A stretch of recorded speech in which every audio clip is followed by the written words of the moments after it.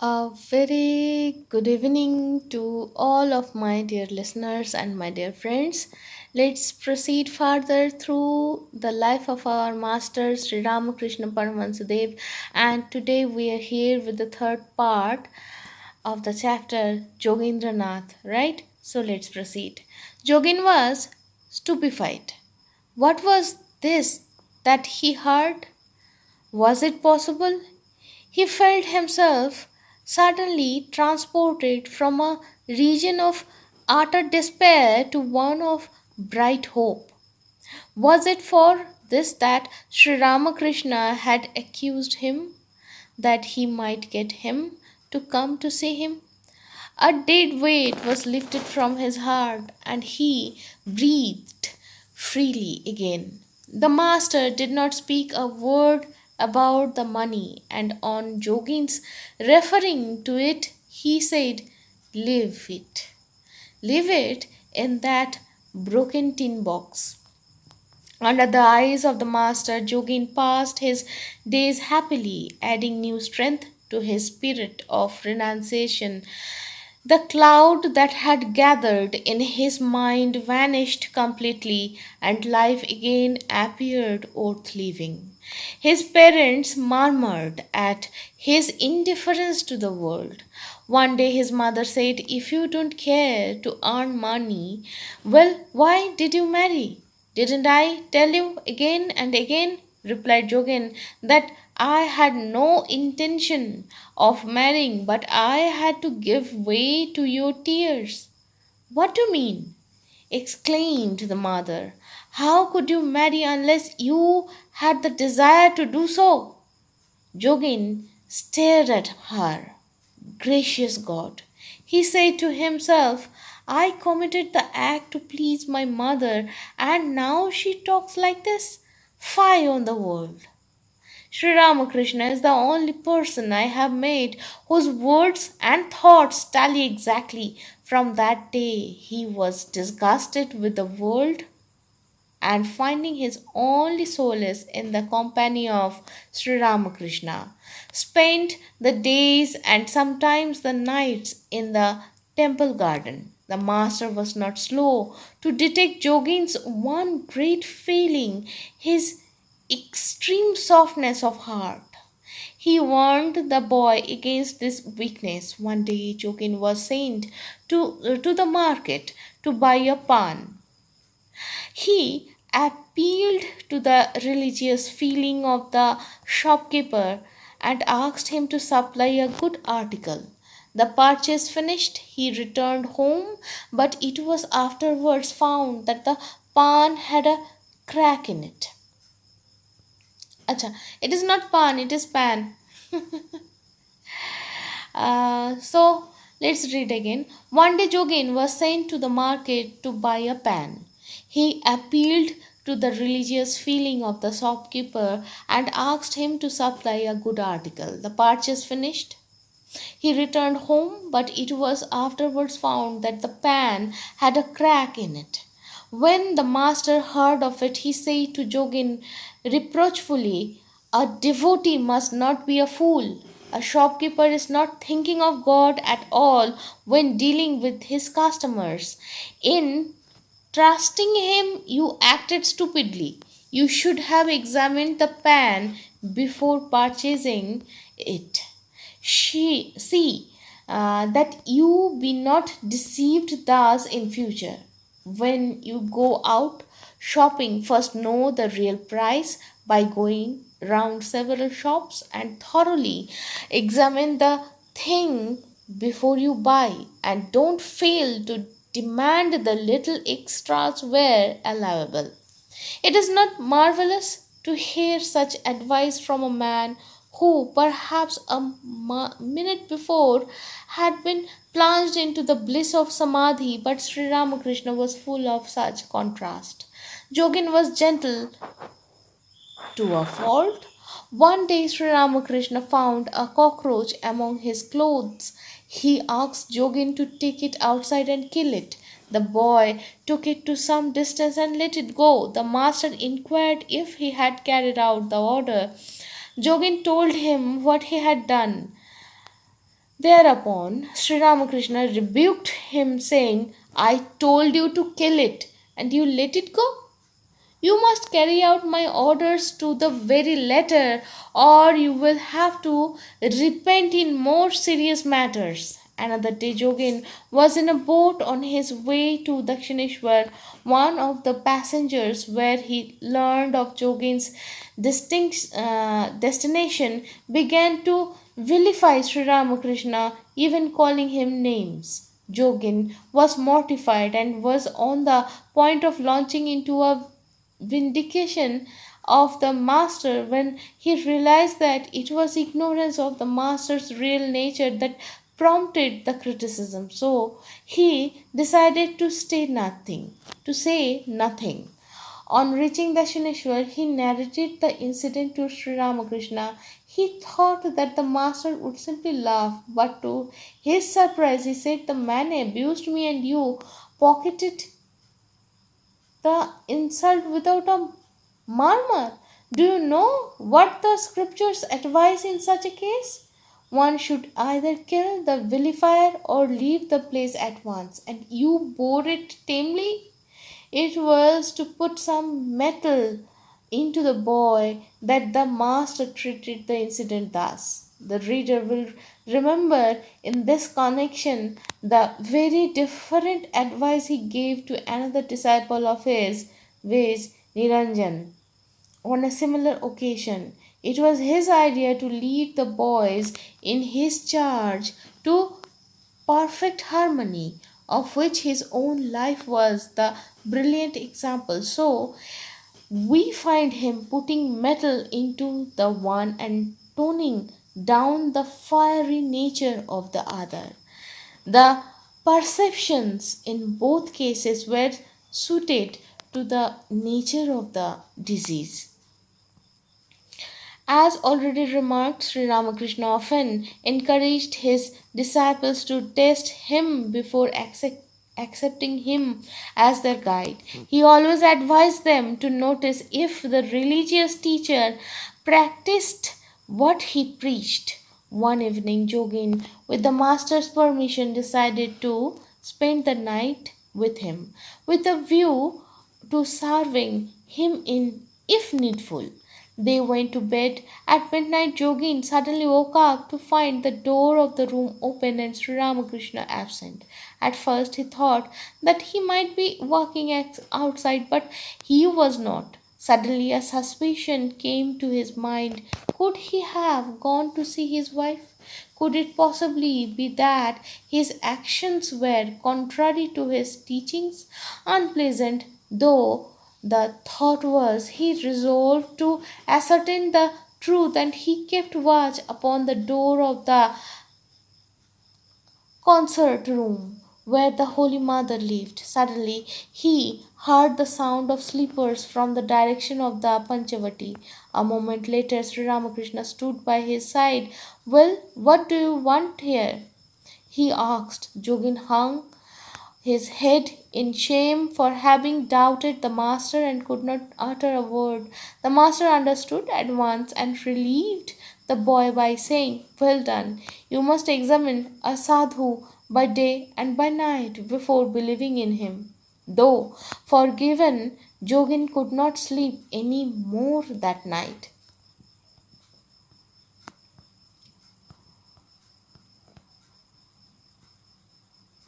According to the rules of the Kali temple, every day Sri Ramakrishna received a portion of the offerings made to the deities. One morning he found that his share had not been sent to his room. This irregularity disturbed him so that he himself went to the office to inquire about it. Jogin was surprised at this, for he knew the master did not care much about eating. It was inexplicable to him rem- except as a remnant of the priestly instinct to exact what was once due. He was amused at the thought that, in spite of his great realizations, the master could not overcome the petty tendencies of his class. At this moment, Sri Ramakrishna returned and said, "Look here. Rani Rashmani has bequeathed her large estate to the service of this temple, so that the offerings may be distributed among devotees and sadhus. That part of the offerings which comes to this room is taken only by devotees who come here with a good account. But here, with the yearning for God, and the gift of Rashmani is turned to good account. But what use it made of the other part which goes to the priests of this temple? They sell it in the market, and some even feed their mistresses with it. I fight with the men in charge for the share that comes here, in order that Rashmani's object may be at least partially fulfilled." And so Jogin discovered that every act of the master, no matter how trivial it might appear, were freighted with deep significance. Sri Ramakrishna gave Jogin much liberty, as he knew that the boy was one of the mother's chosen few. He called him also as Ishwarakoti, a rare distinction to which only half a dozen of the master's disciples could aspire. Under the loving care of Sri Ramakrishna, Jogin grew to be a man who completely triumphed over the sex idea. He was renunciation personified. So, my dear friends, today we are stopping here. Let's start the begin our begin. Let's begin our in Bangla translation, Bangla অনুবাদ। তো আমরা আগের দিনকে জেনেছি যে যোগীন্দ্রনাথের তো বিয়ে হয়ে গেছে, তাই না? বিয়ে হয়ে যাওয়ার পর তারপর সে খুব ভয় ছিল যে, মানে সে লজ্জায় পড়ে যায় যে ঠাকুর আমার জন্য এত কিছু ভেবেছিলেন আর আমি তো বিয়েই করে ফেললাম। সে যে কারণেই বিয়ে করুন, তো তিনি তার কাছে যেতে চাইছিলেন না। অনেক কাণ্ড করে, অনেক লীলা খেলার পর শেষ পর্যন্ত তিনি যখন ঠাকুরের কাছে গিয়ে পৌঁছন, তো ঠাকুর, আগের সপ্তাহে আমরা জেনেছি যে তিনি বলেছিলেন যে যদি সেরকম মনে হয়, যদি তোর এই সমস্ত বাধা বন্ধ থেকে অসুবিধা হয়, বলবি, আমি জ্বালিয়ে দেব। তো এই অবস্থায় যোগীন্দ্রনাথ তো খুবই অবাক হন এবং ধীরে ধীরে ঠাকুরের সাহচর্যে তিনি বড় হয়ে উঠতে থাকেন। তার আধ্যাত্মিক চেতনার বিকাশ ঘটে এবং তিনি আধ্যাত্মিক যে সাধনা, সেই সাধনায় আরও এগিয়ে যেতে থাকেন। এবং সেই এগিয়ে যাওয়াতেই অনেক সুন্দর সুন্দর ঘটনা এখানে বলা হয়েছে। তার মধ্যে মানে অনেক ঘটনা ঘটেছে, তার মধ্যে কিছু ঘটনা এখানে বলা হয়েছে। যেমন কিছু আপাত দৃষ্টিতে দ্বন্দ্বমূলক স্বভাব বা চারিত্রিক বৈশিষ্ট্য শ্রী রামকৃষ্ণের যোগীন্দ্রনাথের কাছে বা যোগিনের কাছে ফুটে ওঠে। যেমন একদিন একটা কড়া কিনতে পাঠিয়েছিলেন যোগীন্দ্রনাথকে। সেই যোগীন্দ্রনাথ যখন মানে সবাই সাধুচিত্ত এই ভেবে যখন তিনি সেই বিক্রেতার ওপর নির্ভর করে একটা কড়া কিনে আনেন, আর আনার পর দেখা যায় যে সেটা ভাঙা বা সেটা ভালো নয়, তখন শ্রীরামকৃষ্ণ তাকে বলেছিলেন যে ভক্ত মানে যে সে বোকার মতো তাকে কাজ করতে হবে বা তাকে স্টুপিড হতে হবে, মানে বোকা হতে হবে, এরকম কোনো ব্যাপার নয়, দেখে বুঝে জিনিসপত্র কিনতে হবে। এই শিক্ষাটাও কিন্তু রামকৃষ্ণদেব দিয়েছিলেন তাকে। তো আবার তিনি এটাও বলেন যে যখন যাবে এরপর আগে জেনে নেবে কি জিনিস কিনতে যাচ্ছ, চারপাশে আরও 5খানা দোকানে গিয়ে জিজ্ঞাসা করবে, তার দাম জানবে এবং যখন নেবে তখন যাচাই করে নেবে। এটা কী ধরনের একটা, মানে যে মানুষটা সমাধিস্থ হয়ে থাকে কয়েকটা মুহূর্ত আগে, সেই আবার এতটা টনটনে তার বাস্তবিক জ্ঞান।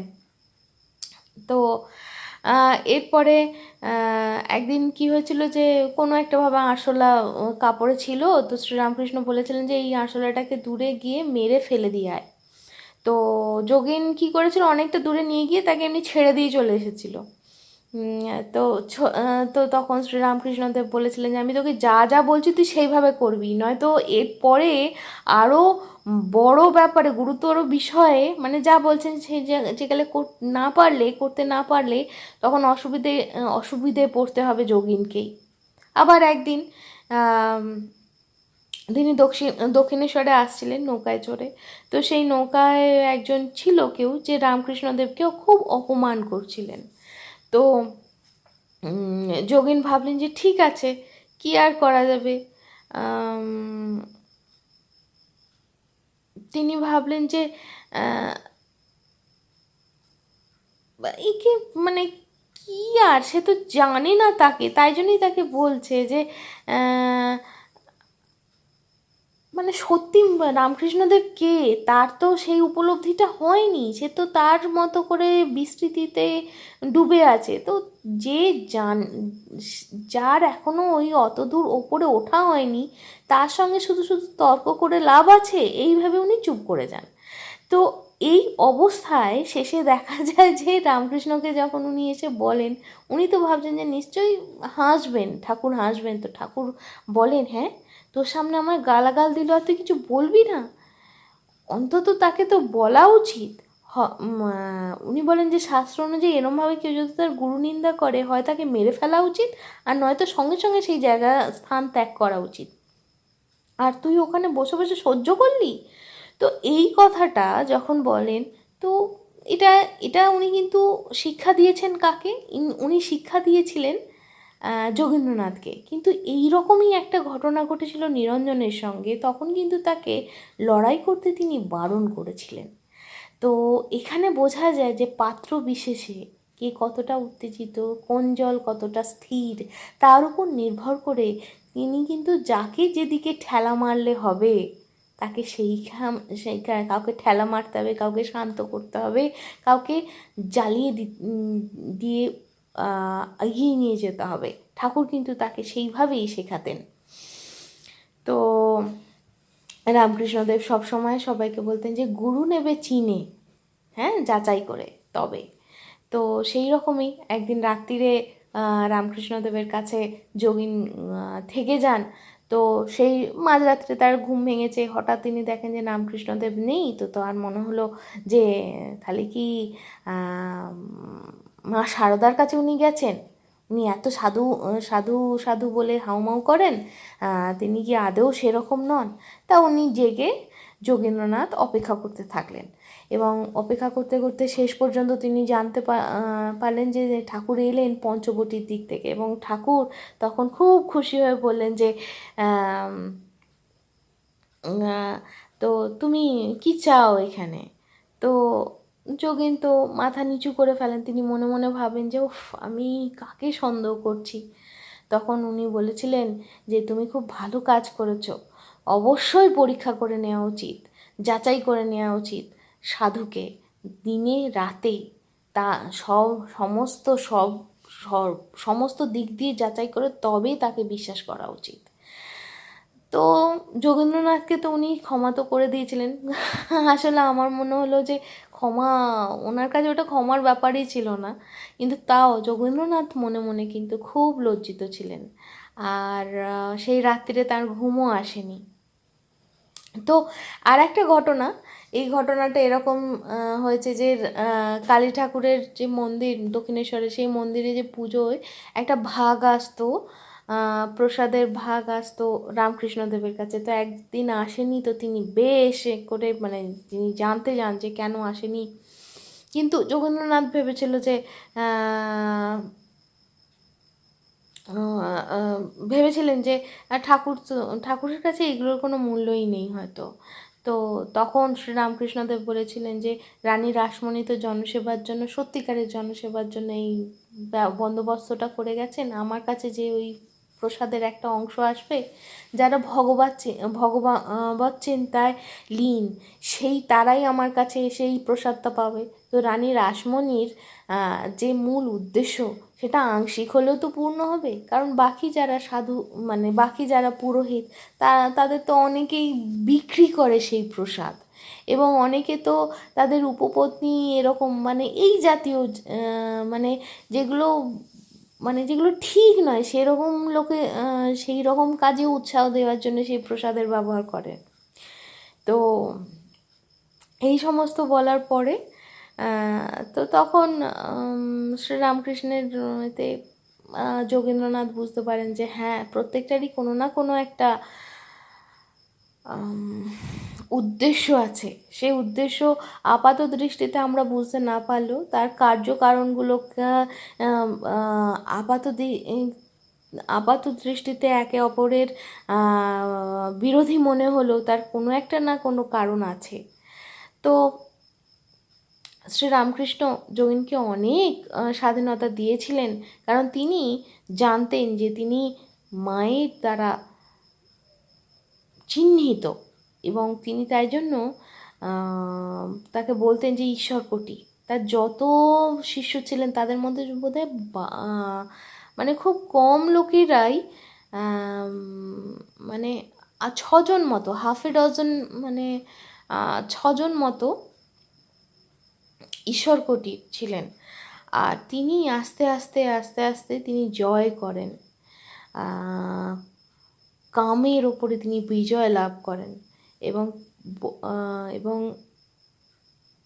তিনি তার একটা প্রতীক হয়ে দাঁড়ান যে তিনি কিভাবে জয়ী হন তার নিজের সাধনায়। তো এই তো ছিল। তবে আজকের এই গল্পের গল্প বলবো না, আজকের এই পর্বের পরিসমাপ্তিতে বলি, গুরু তো যখন গুরু হিসাবে যখন কেউ যখন দায়িত্ব পান, তখন যদি তিনি সত্যি ভগবানের সমর্পিত হয়ে গুরু হিসাবে, আসলে এখানে একটা খুব ছোট্ট করে বলার ইচ্ছে হচ্ছে, আশা করি সঠিকভাবে বলতে পারবো, যে প্রেমচাঁদের একটা গল্প আছে, তাতে উনি বলেছিলেন পঞ্চপ্রধানের জায়গায় যেই বসে, সে সামনে, মানে সত্যিকারের পঞ্চপ্রধানের ওই যে চেয়ারটা হয়, যে আসনটা হয়, সেখানে যে বসে প্রধান যে হয়, সে সত্যিই তখন সে নিরপেক্ষভাবে বিচার করতে বাধ্য হয়। সেই আসনের এমনই গরিমা। ঠিক তেমনি গুরু হিসাবে যখন কেউ মর্যাদা পান, তখন তার এত দায়িত্ব থাকে যে সে সেইভাবেই তার শিষ্যকে এগিয়ে নিয়ে যায়, কারণ সে তো তখন আদি গুরু দিয়ে গুরুর ইচ্ছা অনুসারে পরিচালিত হন। রামকৃষ্ণদেবকে অবশ্যই তুলনা করছি না, তবে হ্যাঁ, আমরা যতই ভাবি যে আমাকে আমার গুরুজি বা আমার শিক্ষক এরমভাবে বললেন, আমার মনোমতো হলো না, তার নিশ্চয়ই কোনো একটা কারণ আছে, তার নিশ্চয়ই কোনো একটা কারণ আছে। এখন হয়তো বুঝতে পারছি না, পরে গিয়ে যখন বুঝবো তখন বুঝতে পারবো যে কেন তিনি আমাদের শেখানোর জন্য এই কাজটা করেছেন। তো যদি সামনের যে গুরু বা গুরুরূপী যে চরিত্র রয়েছে, তাকে যদি আমরা বিশ্বাস করার মতো ক্ষমতা নাও পাই, ভগবানের উপর বিশ্বাস রাখতে হয়, কারণ শেষ পর্যন্ত তিনি সবার মধ্যে দিয়ে আমাদেরকে পরিচালিত করেন। তাহলে আজ এই অবধি। So my dear friends, before ending this episode, I would like to say a few words. There is a very good